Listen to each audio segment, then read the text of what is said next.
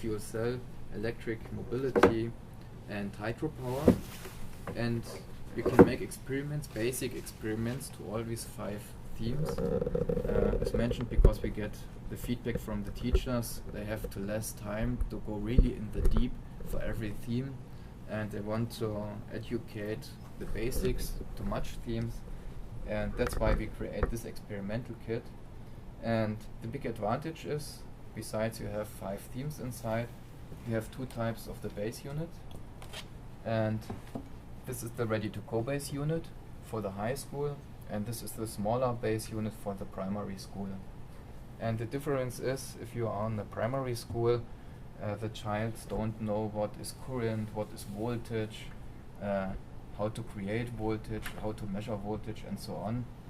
And that's why we think about how we can show that you can create electricity, and that's why we include this handcraft generator.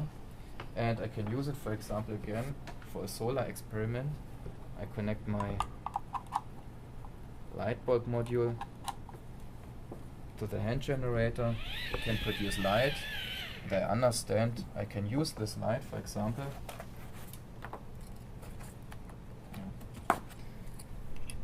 with a solar cell to produce some noise, for example.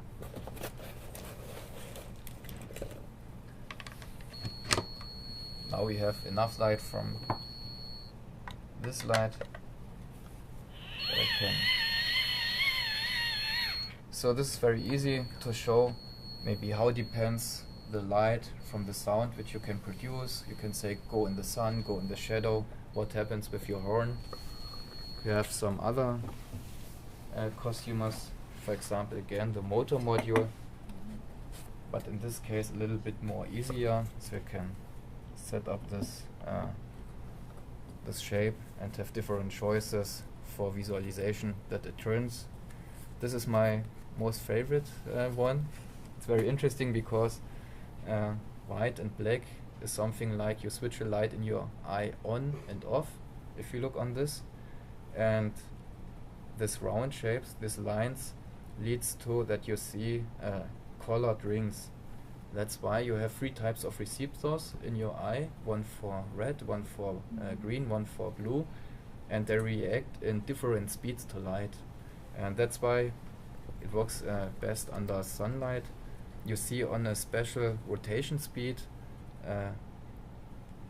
how your receptors react to the switching on and switching off of light, and then you see colored rings. It's very interesting. So you can make basic experiments for the primary school with a small base unit to the themes of photovoltaics or to wind. So I can produce wind, of course, with the hand generator and make a similar experiment.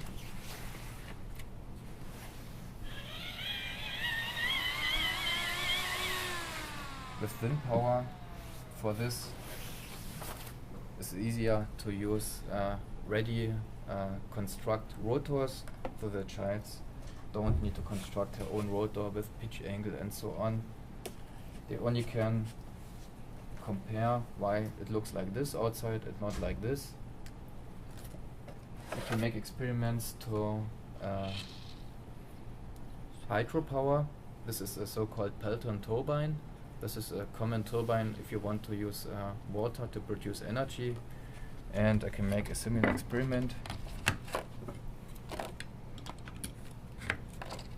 I have a volume of water and take this hose and let the water flow on my Pelton turbine in different height, for example 10 centimeter, 20, 30, and see some dependencies. So the horn becomes louder. It means I get more energy if the river comes from high hills, for example. And yeah, it works really fine. And all the experiments for the primary school are without measuring, without the power module. You produce your own current, and it's very visible how you transfer energy, for example light to electricity and so on. But if you want to make in the high school some deeper experiment, you use the big base unit, and now of course you have the voltage module for constant conditions for the wind and for the light and so on. And of course, you can make real measurements, for example, to characterize the solar cell. And in this way you are able to make measurements, comparable measurements to different themes of renewable energies. And yeah, that's it. So you can use this experimental kit for the basics, only for the basics of different renewable energies in primary school and in the high school. So, I mean, we make a little break, 10 minutes.